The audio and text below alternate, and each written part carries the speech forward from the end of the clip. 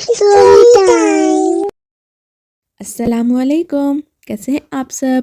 ہماری آج کی کہانی کا نام ہے دو بھائی، اور یہ ہے چھٹی کتاب جماعت چہارم کی بیکن ہاؤس اسکول کی کہانی۔ شروع کریں۔ پرانے زمانے کی بات ہے، کسی گاؤں میں دو بھائی رہتے تھے۔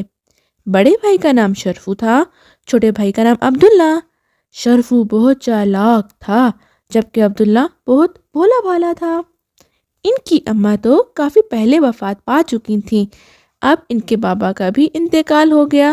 مرتے وقت شرفو اور عبداللہ کے بابا نے ان کے لیے صرف 3 چیزیں چھوڑیں، ایک کمبل، ایک گائے اور ایک ناریل کا پیڑ۔ شرفو نے ان تینوں چیزوں کی تقسیم کرتے ہوئے عبداللہ سے کہا، دیکھو عبداللہ، تم میرے چھوٹے بھائی ہو، اس لیے مجھے تمہارا بہت خیال ہے۔ تم ایسا کرو کہ یہ جو کمبل ہے سارا دن تم اسے اپنے پاس رکھو، میں رات کو اسے لے لیا کروں گا۔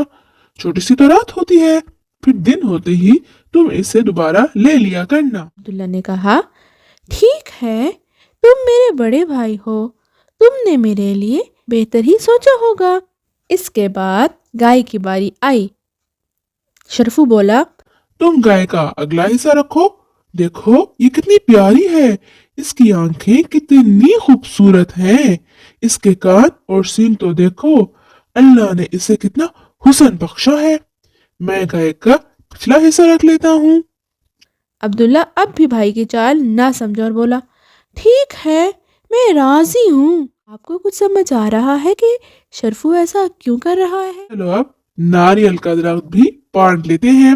شرفو نے کہا، ایک تو یہ ناریل کا درخت ہوتا اتنا لمبا ہے کہ اس پر چڑھنا تو ایک عذاب ہے، تم میرے چھوٹے سے بھائی ہو، اس پر کیسے چڑھ پاؤ گے؟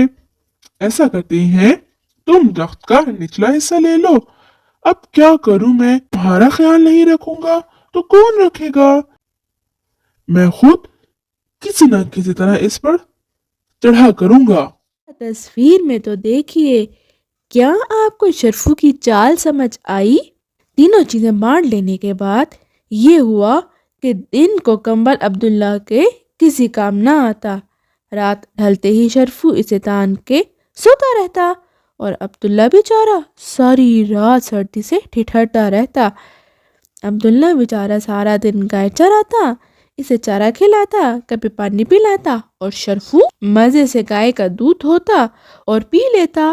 گائے سے فارغ ہو کر عبداللہ بالٹی اٹھاتا، ندی سے پانی بھر کر لاتا اور ناریل کے درخت کو پانی ڈالتا۔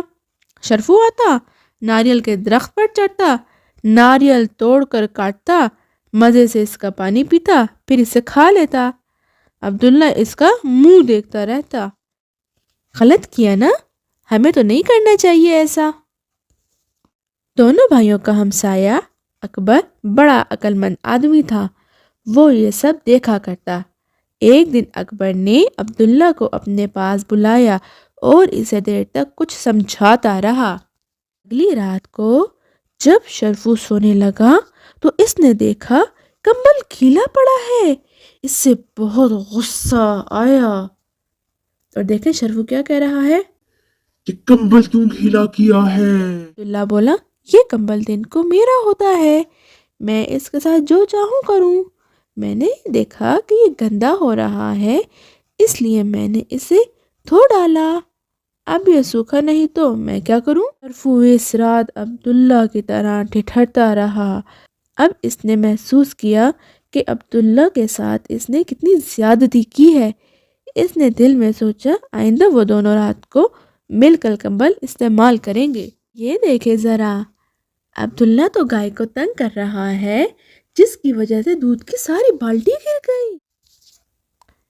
دوسرے دن جب شرفو گائے کا دودھ دھونے لگا تو عبداللہ نے گائے کے منہ پر چھڑیاں مارنی شروع کر دی۔ گائے اچھلنے کودنے لگی۔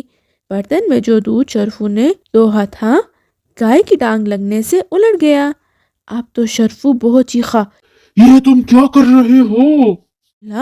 گائے کے منہ پر چھڑیاں مارتے ہوئے بولا، گائے کا اگلا حصہ تو میرا ہے، میں چاہوں تو اسے چارہ کھلاؤں اور چاہوں تو اسے چھڑیاں ماروں۔ شرفو بہت شرمندہ ہوا، اب اسے اپنی زیادتی کا احساس ہوا۔ اس نے کہا، دیکھو بھائی، ہم دونوں اس کو چارہ کھلایا کریں گے اور دونوں اس کا دودھ پیئیں گے، اب تم اسے مارنا بند کرو۔ ناریل پکا تو شرفو نے سوچا اس کا مزہ وہ اکیلے ہی اٹھائے۔ یہ سوچ کر شرفو درخت پر چڑھا اور پکا ہوا ناریل تلاش کرنے لگا۔ اچانک ٹھک ٹھک کی آواز کے ساتھ درخت ہلنے لگا۔ شرفو گرتے گرتے بچا۔ شرفو کیا کہہ رہا ہے؟ ارے ارے، کیا کر رہے ہو؟ نیچے دیکھا تو عبداللہ کلہاڑا لیے مزے سے درخت کاٹنے کی کوشش کر رہا ہے۔ عبداللہ بولا، بھیا درخت کا نچلا حصہ تو میرا ہے، میں سوچ رہا ہوں کہ تنہ کاٹ کر لکڑی آگ جلانے میں استعمال کروں۔ یہ کہہ کر عبداللہ نے پھر کلہاڑا چلانا شروع کر دیا۔ ارے بھائی، ایسے تو درخت ختم ہو جائے گا۔ شرفو چیخا، تو ہو جائے، میں تو اپنا حصہ استعمال کر رہا ہوں، میں جیسے چاہے استعمال کروں۔ یہ دیکھیں اکبر بھیا ان بھائیوں کو دیکھ رہے ہیں۔ اب شرفو کو اپنی چالاکی پر افسوس ہوا اور وہ بولا، دیکھو بھائی، ایسا مت کرو، اس درخت پر جتنے ناریل لگیں گے ہم انہیں آدھا آدھا بانٹ لیا کریں گے۔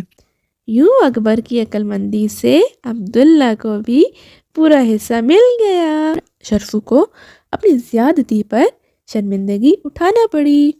تو پیارے بچوں، آپ کو کہانی کیسی لگی؟ اور آپ نے دیکھا کہ اگر آپ کسی کے ساتھ برا کرتے ہیں تو آپ کے ساتھ بھی پھر برا ہوتا ہے۔